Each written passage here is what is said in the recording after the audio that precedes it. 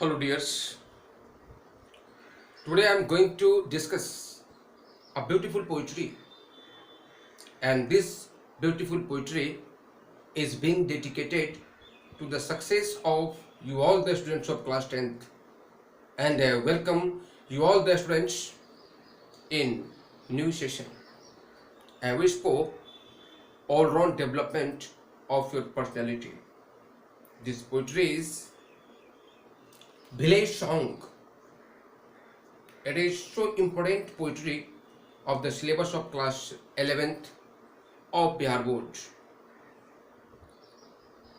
एक दो पोइट्री हम इससे पहले भी डिस्कस किए थे क्लास 11th के बच्चों के लिए 10th का एग्ज़ाम देकर रिजल्ट का इंतज़ार कर रहे थे आप लोग. उसी बीच हम दो poetry I think the first was where the mind is without fear and second was stopping by woods on a snow evening. दो पोइट्री डिस्कस किए थे. And the third poetry is village song. So important poetry. This poetry has been composed by the Nightingale of India, Sarojini Naidu. Completely you will get the Indian flavor in this poetry. To go on the poetry, at first I want to give a glimpse of Sarojini Naidu as a poet. I want to say that Sarojini Naidu began to compose a poem in her early age, but when she went to Cambridge University, there actually she developed her poetic talent. She joined there the Rhyme Club, and there she got maturity in the ability of poetry. There she met the great English poet Arthur Simpson and Edmund Gosse, and she got inspiration for the poetry to them, and they advised her that she should use Indian theme in her poetry, and so you will get only Indian flavor in the poetry of Sarojini Naidu. You can introduce with the Indian society of the first half of the 20th century. She composed much more poetry, but especially her masterpiece work was The Golden Threshold, The Bird of the Time, The Broken Wings. These are her actual great works. For this, she got international level identification. You know, she was so busy in Indian freedom movement to appear, to enter in Indian freedom movement. After that, the creation of poetry was some less, थोड़ा सा कम पड़ा था. भारतीय स्वतंत्रता संग्राम में आ जाने के बाद राजनीति में इतनी ज्यादा सक्रिय हो गई थी कि थोड़ा सा रचनात्मक काम में कमी आई थी, लेकिन फिर भी time to time she continued to compose poetry. The present poem is village song. नाम से पता चल रहा है India is the country of village. And the first half of the 20th century, जो रियल इंडिया था, उसका सचित्र वर्णन आप इस पोइट्री में देखेंगे.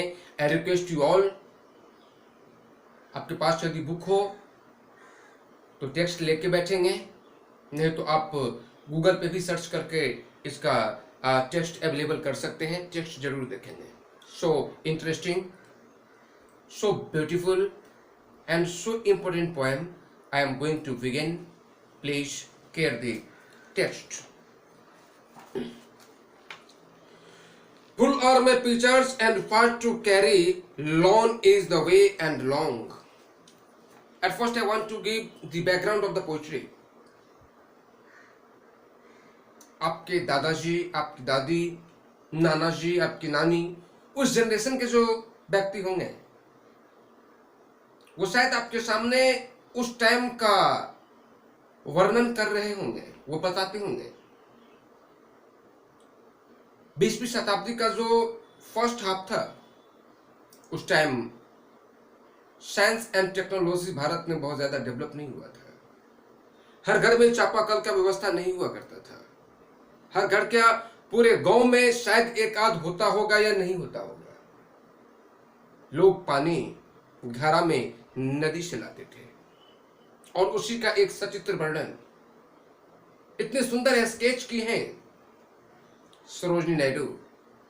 ये टैलेंट ही है जिसकी वजह से she was called the nightingale of India. आप देखेंगे there is a girls who go to carry water in Yamuna river, and when she came back, शाम बढ़ती जा रही थी और गांव और यमुना नदी के बीच लंबी दूरी थी। सुनसान रास्ते से उन्हें गुजरना होता था। उस टाइम जो उनके अंदर एक फियर फील हुई थी उसी को अपने शब्दों के माध्यम से हमारे बीच रखी हैं नायडू जी। जरा देखेंगे। Full are my pictures and far to carry, long is the way and long। मेरी पिक्चर मेरी घड़ा पानी से फुल है और इसे कैरी करने के लिए मुझे लंबी दूरी तय करनी है। Way is so long and why was I tempted to tarry, lured by the boatman's song in the Yamuna river? There is a boatman, और दृश्य वो दिखने रहे हैं लेकिन सिर्फ उनकी आवाज आ रही है। नाविक का गीत भारतीय संस्कृति का धरोहर है। वो गीत में इतना आकर्षण था कि वो इस लड़की को आकर्षित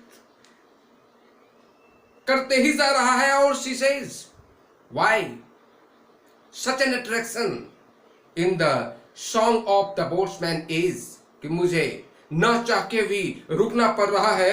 और दूसरी तरफ swiftly the shadows of night are falling, here oh here is the white crane calling, is it the wild wolves cry। नहीं चाह के मुझे रुकना पड़ रहा है और उतने ही तेजी में इस शाम का अंधेरापन, the thickness of the darkness, अपने आप को स्टेबल करते जा रहा है। दूसरी तरफ white crane, it is called, it is the name of a bird, it is called in Hindi सारस। पक्षी की आवाज या जंगली उल्लू की आवाज आ रही है और वो आवाज अचानक एक भय उत्पन्न करती है उस लड़की, उस बालिका के अंदर। What she says now, there are no tender moon beams to light me, if in the darkness a serpent should bite me. अंधेरा इतना ज्यादा है, कहीं से भी चंद्र का एक किरण भी उस रास्ते में दिखाई नहीं दे रही है। एक्चुअली रात ही अंधेरा वाला रहा होगा। ये बोलते हैं कि पता नहीं इस अंधेरा में कोई serpent, it is called insects, कीटाणु, जीव, कीट जो मुझे हानि पहुंचा सकती है, मुझे काट ना ले, कहीं आशा ना हो जाए। व्हाट शी सेज, और if the evil spirit should smite me, और पता नहीं या फिर इस अंधेरे में मैं किसी बुरी आत्मा, घोस्ट, भूत, प्रेत इसका शिकार न हो जाऊं। जरा अगला लाइन देखेंगे। Completely you will get the Indian flavour. What she says, और if an evil spirit should smite me, Ram रे Ram, I shall die. Oh my God, oh my lord Rama, you will have to guide me, neither I shall die today, वरना आज मैं गई What she says. My brother will murmur, why don't she linger? My mother will wait and weep, saying, O ship, may the great gods bring her. The Jamna's waters are deep. यहाँ पे नैडो Indian brother और Indian mother का भी थोड़ा सा character sketch करने का प्रयास किए हैं सफलतापूर्वक। बोलते मेरे अब तक घर ना पहुंचने से मेरा भाई मरमरिंग एंग्रियस हो रहा होगा, और मेरी मां कंप्लीटली शी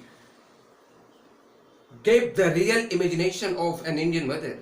मेरी मां रो रही होगी और ईश्वर से कामना कर रही होगी कि हे भगवान किसी तरह से मेरी बच्ची को सेफली मेरे तक पहुंचा दो, क्योंकि जमुना नदी की पानी की गहराई बहुत ज्यादा है, कहीं कुछ और dot dot dot. Completely it is the beautiness of the poetry, it is the beautiness of the literature. आगे की बात तो थोड़ी सी वो इमेजिनेशन पे छोड़ दी जाती है, ऐसा ही नैडू जी की है। व्हाट शी सेज,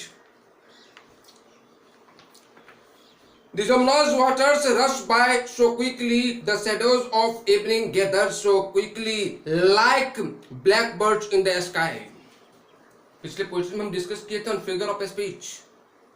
शिमली याद होगा आपको, it was the poetry of Kamala Das, my great mother's house. Simile का यूज किया गया था, और ये लाइन को भी अंडरलाइन कर लेंगे, ये भी शिमली है, हम डिस्कस किए थे पिछले क्लास में। Whenever comparison is expressed and in this line either as or like comes, जब कोई तुलनात्मक बात किसी भी लाइन में दी जाए और उस लाइन में as या like से कोई एक वर्ड आता हो, तो you can say easily it is शिमली। उसका डेफिनेशन हमने पिछले क्लास में डिस्कस किए थे। हाँ, ये शाम का अंधेरापन बढ़ता ही जा रहा है, और दूसरी तरफ यमुना नदी का उजालापन, दोनों एक दूसरे का कंट्रास्ट है। The darkness it means blackness and the colour of the water is whiteness. कितने सचित्र वर्णन की गई है। पोइटेस कहती हैं कि वो वाटर की पानी और जमुना नदी की पानी और शाम का अंधेरापन एक दूसरे से कंट्रास्ट होके ऐसा लग रहा था कि आसमान में कोई ब्लैक बर्ड उड़ रही हो। It was the description of the poem. What she says now, Oh, if the storm breaks, what will betide me? Safe from the lightning, where shall I hide me? इसी बीच अचानक यदि तूफान यहां आ जाए, तो मुझे खुद को छुपाने के लिए दूर दूर तक यहां कोई जगह भी नहीं है। इतनी भय जब मन में आ रहा हो, लक्ष्य काफी दूर हो, इस भय के सामने में कोई भी सोर्सेस दूर दूर तक नजर नहीं आ रहा हो, इन दैट कंडीशन एक ही वो पावर है जहां पे कंप्लीटली हम लोग अपने आप को डेडिकेट कर देते हैं, समर्पित कर देते हैं, उन पे सब कुछ सौंप देते हैं। वही काम यहां किया गया। What she says now, unless thou secure my footsteps and guide me, Ram रे Ram, I shall die. What she says, इतनी समस्याएं में से कोई भी एक समस्या आया तो मैं बच नहीं सकती हूं, इसलिए ओ लॉर्ड रामा, ओ भगवान राम, हमारे फुट स्टेप, हमारे कदमों को आप गाइड करो, हमारे कदमों को आप ऐसे संभालो कि ऐसा कुछ होने से पहले मैं अपने घर सेफ पहुंच जाऊं, वरना आज तो मैं गई। यही आपका पोइट्री खत्म हुआ। Completely you could understand how beautiful this poetry is. इस पोइट्री को समझने के साथ साथ एक साहित्यिक दृष्टिकोण से इस माहौल में, इस एटमॉस्फेयर में हम लोगों को डूबना भी पड़ता है। निश्चित ही आशा करते हैं कि पोइट्रिक इमेजिनेशन आप क्रिएट कर पा रहे होंगे, आप समझ पा रहे होंगे। आगे फिर हम पोइट्री के क्लास 1-2 दिन बाद लेके आएंगे। उससे पहले आपके सामने फिर से ग्रामर की क्लास चलेगी। आज की क्लास यहीं तक। Thank you.